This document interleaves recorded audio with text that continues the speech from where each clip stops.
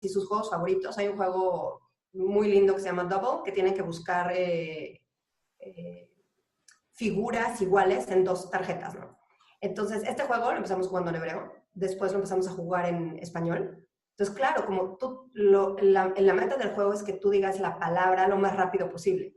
Entonces, decirla, la tienes en hebreo, la dicen en hebreo, y yo, no, estamos jugando en español. Entonces, ya tienen que esforzar, pero es parte de un juego, ¿no? Y es parte de digamos, un tiempo en el que tienes que hacer mucho, mucho esfuerzo, y después ya como relajarte y decir, ok, si tú prefieres hablar en hebreo, por ejemplo, entre ellos, entre los niños, hablan en hebreo. Es difícil que tengan actividades en donde hablen español, a menos que las definamos así. En esta actividad vamos a hablar en español. Entonces, por ejemplo, este verano hicimos precisamente para culturizarlos, porque una cosa es el idioma y otra cosa es la cultura, ¿no? Entonces, para culturizarlos, el Instituto de los Mexicanos en el Exterior lanzó un concurso de alebrijes. No sé si saben qué son alebrijes. No. No, Son cuéntame. unos seres imaginarios que son muy comunes en México. Entonces, son una mezcla. No sé si vieron la película de Coco, pero Sí. entonces, en esa película ven que tenía un alebrije que estaba con él como que lo protegía. Era un leopardo con alas y con como patas de águila. Bueno, entonces los niños, les dije, ustedes pueden crear el alebrije que ustedes quieran, los animales que les gusten, hagan su mezcla, etc. Entonces, por ejemplo, Daniel hizo un águila, salud, un águila con un lobo, y le llamó Se'egila, que es una mezcla entre Se'ev, que es la palabra en hebreo para lobo, y águila, ¿no?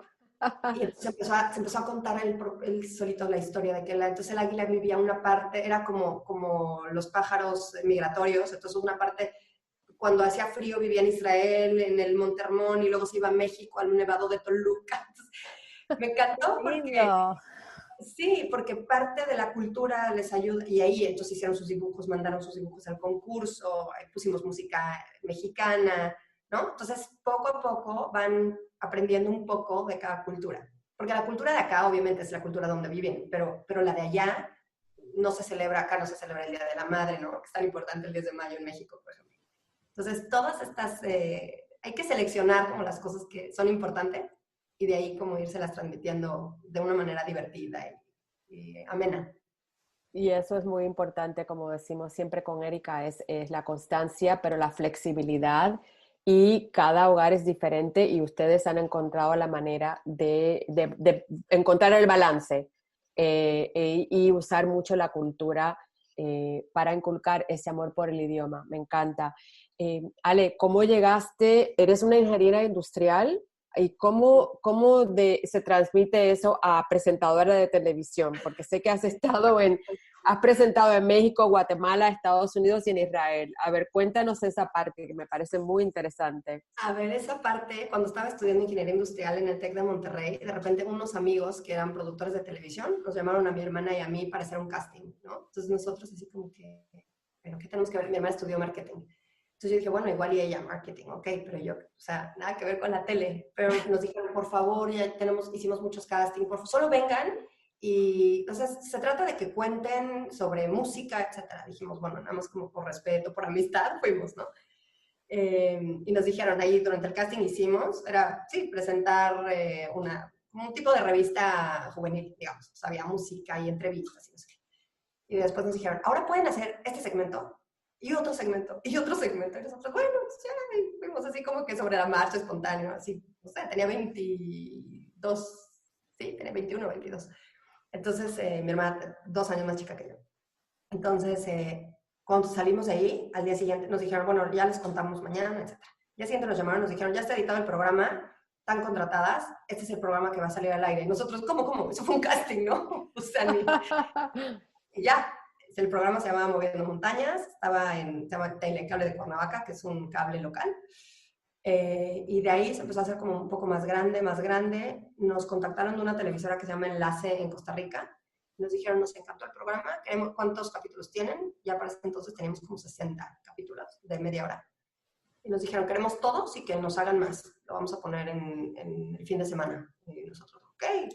Después nuestro amigo que nos había llamado para hacer el programa renunció a la productora Y entonces la productora me dijo, porque claro, para ese entonces ya me había graduado de la carrera y ya había estado trabajando en una fábrica cerca de la ciudad donde vivíamos. Entonces nada más venía a hacer las grabaciones los fines de semana, ¿no? Y me dijeron, oye, a ver, tú estás como con un pie acá y un pie allá. Entonces, ¿qué te parece si trabajas full time para el programa? Lo conoces bien, lo conduces. Y la verdad es que la ingeniería industrial la puedes aplicar a cualquier cosa, ¿no? Y yo, sí, básicamente sí. O sea, la ingeniería industrial no es que salgas como ingeniero industrial experto en una industria. O sea, vas y aprendes la industria en la que vas a desarrollar, ya sea manufactura, textil, lo que sea, ¿no? Química, comida. Entonces yo dije, bueno, claro, solo es aprender como el proceso de la televisión y tratar de mejorarlo, optimizarlo prácticamente. Así fui con como cabeza de ingeniero y listo. Entonces ya me lancé como a la aventura de producir programas y mejorar los procesos, etcétera.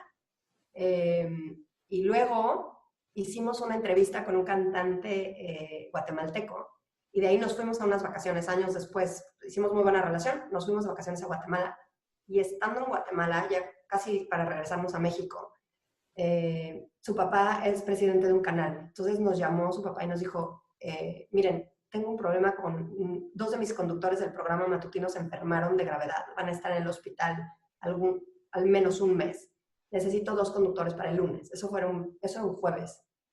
Y nosotros, ¿nos pueden ayudar? Ya, cuando te dicen así, ¿me puedes ayudar? ¿No? No es que te estén buscando contratar, no, o sea, ¿me puedes ayudar? Entonces nosotros, bueno, o sea, pero sí le queda claro que no tenemos experiencia en vivo, en directo. Entonces, sí, vamos, intentemos, porque ¿de dónde saco 2 conductores experimentados, no? De aquí, de hoy para el lunes. El lunes estábamos en un programa matutino y estuvimos por ese programa matutino 4 meses. Wow. Sí. Y entregamos un reporte una vez que terminó. Claro, el plan no era quedarnos, ¿no? Y los conductores se recuperaron, pasaron todo su recuperación después del hospital, etcétera, ya listos para regresar. Entonces entregamos un reporte sobre mejoras que pensábamos que podía tener el programa.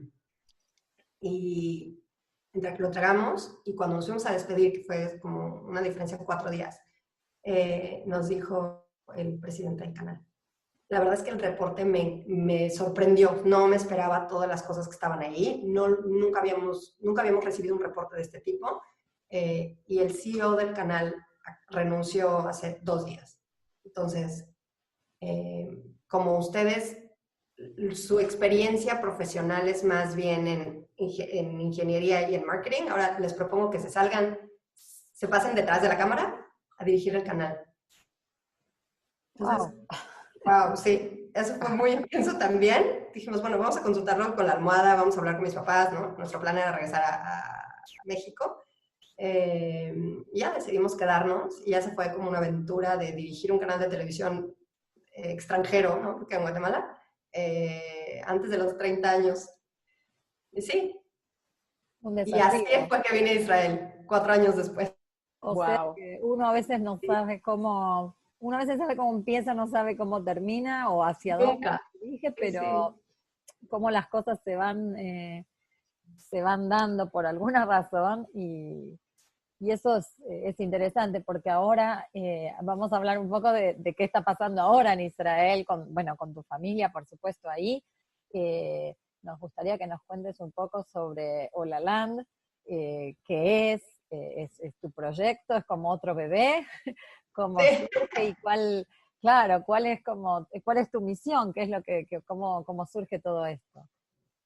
Pues miren, cuando llegué a Israel, la verdad es que lo que más me sorprendió del país era que los amigos de Nir, o sea, nuestras conversaciones casuales eran, ¿a qué te dedicas? No, pues yo soy fundador de una startup que desarrolló un teléfono que se puede activar solo el movimiento de ojos para un veterano del ejército que tuvo ALS y entonces le desarrollé el teléfono. Entonces yo estaba como sorprendida, ¿no? Yo decía, ok, y así era una y otra. Y entonces cuando los niños empezaron a ir al jardín, las mamás, ¿a qué te dedicas? Pues trabajo en una startup que está desarrollando, soy química y estamos desarrollando unos protocolos para una solución contra el cáncer. Y yo decía, wow, a ver, qué cantidad de proyectos, qué cantidad de proyectos innovadores y soluciones de impacto tiene este país. O sea, de verdad que yo estaba muy, muy sorprendida de eso. Entonces, y se lo platiqué a algunos amigos periodistas, pero ellos siempre estaban preocupados e interesados en el conflicto, ¿no? Entonces, yo decía, a ver, voy a contar el Israel que estoy conociendo porque me parece mucho más interesante. El conflicto no es que lo vamos a resolver por mucho que hablemos de él en ese sentido, ¿no? Especialmente si estás en otro país que no tiene nada que ver con el conflicto de acá, ¿no? Entonces, abrí Hola Land como un blog y de repente hice una nota en el 2016 sobre una plataforma de crowdfunding que me pareció súper interesante, que se llama Our Crowd, que permitía que un inversionista con entre $5,000, $10,000 creo que era el entry point, el minimum ticket, te podías empezar a invertir en startups israelíes, ¿no? Entonces me pareció muy novedoso, el crowdfunding apenas empezaba, etc. Entonces hice una nota en español, por supuesto, para el blog, y de repente el CEO me escribió y me dijo, a ver, es la mejor cobertura que nos han hecho, queremos que vengas a una reunión a la oficina. Fui a una reunión y me dijeron, queremos que ahora que nos hagas todo el video para la próxima cumbre, porque lo hice de una cumbre de inversiones que tenía global. Entonces dije, ok, pero para esto necesito una empresa, ¿no? Entonces, o sea, el blog lo convertí en agencia de medios y de ahí contraté freelancers por proyecto y empecé a hacer con este background de televisión que tenía, dije, bueno, a ver, voy a hacerles una televisión para inversionistas. Tenemos el concepto de Our Crowd TV y empecé a entrevistar directores de Pepsi, de SAP, de diferentes empresas multinacionales que están aquí en Israel. Aquí hay más de 300 compañías multinacionales y más de 6,000 startups. Wow. Y esta compañía empezó a crecer cuando nosotros empezamos con el proyecto de Our Crowd TV. La compañía tenía 3,000 inversores y para el 2019 tenían 20,000 inversores. Y habían crecido como en 15 oficinas en Sydney, en Toronto, etc. Entonces me di cuenta como del poder que tenía en el mundo de la inversión escuchar de otras multinacionales que ya estaban invirtiendo en startups, cómo lo estaban haciendo, cómo estaban desarrollando la innovación corporativa. Y por el lado de las startups, cuál era el valor que buscaban. Bueno, primero, qué estaban haciendo, ¿no? ¿Cuál era su solución? ¿Cómo querían mejorar el mundo? Y del lado también de ellos, qué tan importante era no solo el dinero, sino las conexiones que traían los inversionistas para hacer crecer las empresas, ¿no? En diferentes mercados. Entonces, así me fui metiendo como al mundo del venture capital, de las inversiones, etc. Y Hola Land fue creciendo, ¿no? Entonces empecé a tener otros clientes, porque aquí como el ecosistema es chiquitito, entonces como que todo va le dicen peleos de boca en boca, ¿no? Entonces, yo quiero que nos haga, sí, entonces después vino El Al, que es la empresa de aviación. De aviación de Israel. Entonces dijeron, queremos que nos hagan lo mismo que le hiciste a Our Crowd, queremos que nos lo hagas para nuestros proyectos por ejemplo, lanzaron el primer fondo de Venture Capital que se enfoca solamente en Travel Tech. Todo lo que tiene que ver con Travel Tech, desde mejorar la parte de los aviones, los aeropuertos, etcétera, hasta la experiencia del usuario desde comprar el boleto del avión, ¿no? Entonces, igual. Y ahí he ido como adentrándome a este mundo, pero siempre desde la perspectiva del storytelling, ¿no? Que es mi expertise. Wow, qué interesante. La verdad que es súper interesante lo que has hecho. Desde septiembre también tienes un programa matutino sobre Israel en español. Háblanos un poquito de ese proyecto y dónde te puede encontrar la audiencia que quiera sintonizar. Ok, pues ahora de momento lo estamos transmitiendo en el YouTube de Hola Land, así lo pueden buscar, holaland.com, y también en Diario Judío.